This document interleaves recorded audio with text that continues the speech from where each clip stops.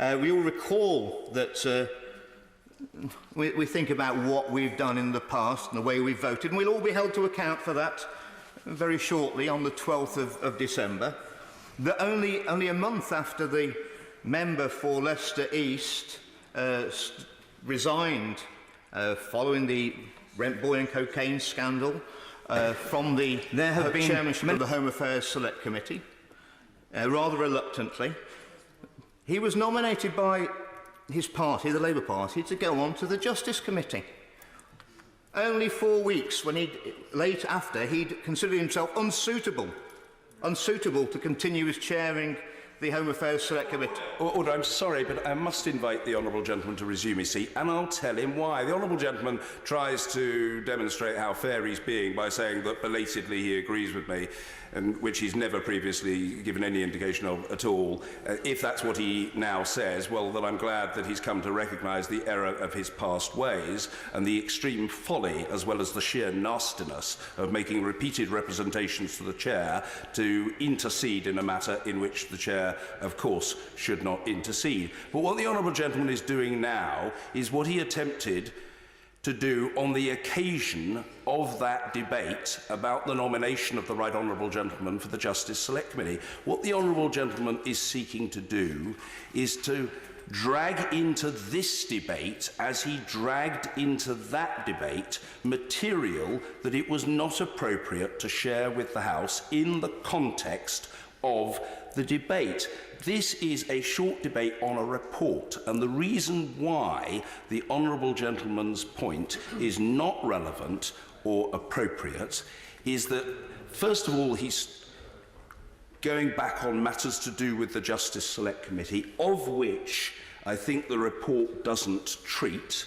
The report does not get involved in that. That is an historic matter, and it's a matter of political opinion and parliamentary debate at the time. It is not relevant to the Standards Committee's report. And secondly, the honourable gentleman, who is a party politician and a campaigning party politician, and I acknowledge that, the honourable gentleman, I'm afraid, just cannot resist getting into the subject of whether it is or isn't appropriate for a particular person to be a candidate in a given election, and the honourable gentleman's view, which he obviously thinks is enormously important and interesting, although it may not be enormously important or interesting to anyone else, as to whether the health of the people of Leicester East is best served by representation by its current right honourable member or by someone else. I have to say to the honourable gentleman, I'm not interested in that.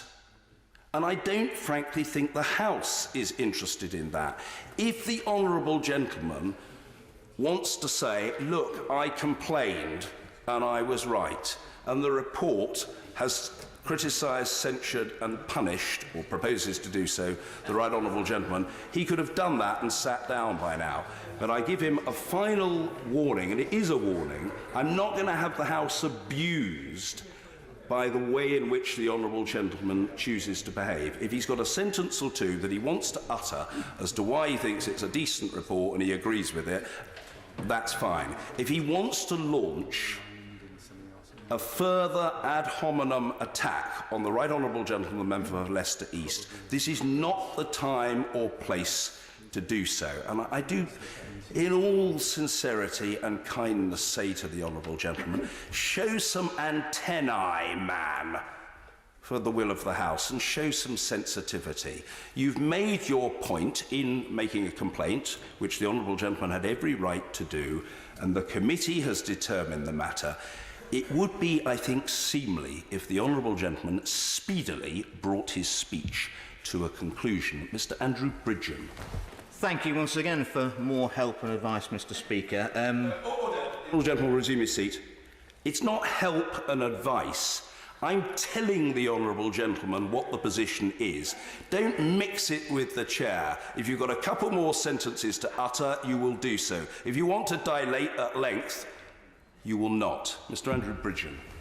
Mr. Speaker, I will bring my remarks to a conclusion, but it is clear to me, and it will be clear to the public, that to the fag end of your tenure in that chair, you are defending the indefensible, and your very close relationship with the honourable member in question. The House can come to its own conclusions. The Standards Committee has come to its own conclusions, and Mr. Speaker, the public will come to theirs. Thank you very much. I'm quite sure the public will come to its own conclusion. Let me say to the honourable gentleman, he can try to smear me.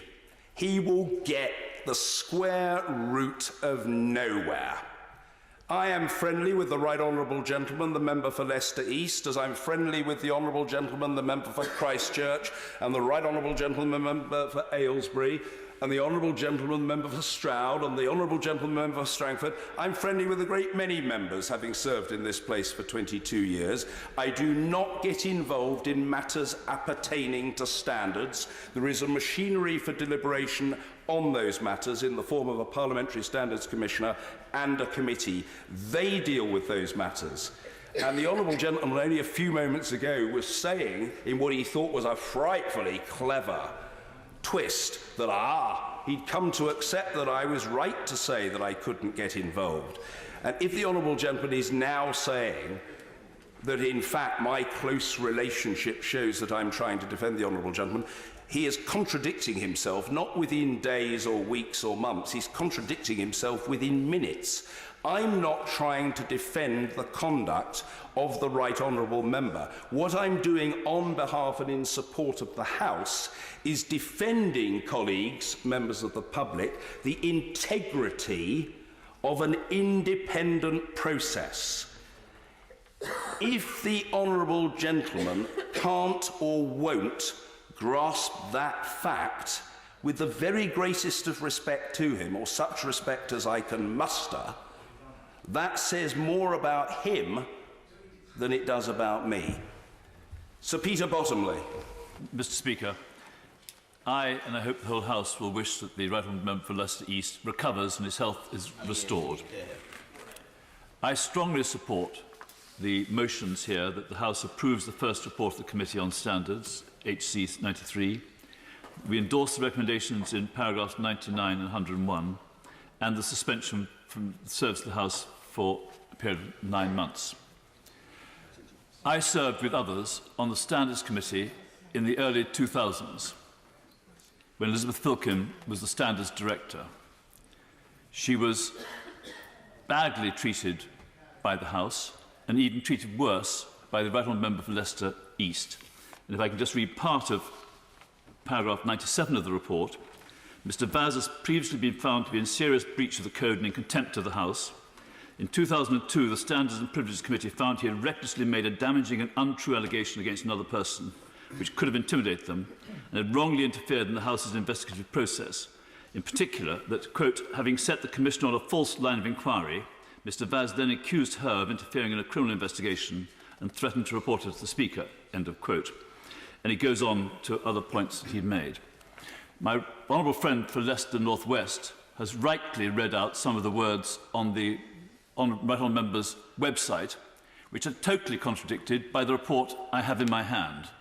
I think someone who's willing to do that after the report comes out should have the suspension doubled to a year. And I say this, not a party point, he should not be nominated. If nominated, he should not be elected. And if elected, he should be suspended for a very long time. Thank the honourable gentleman for his contribution. Sir Christopher Chope. Mr. Speaker, I have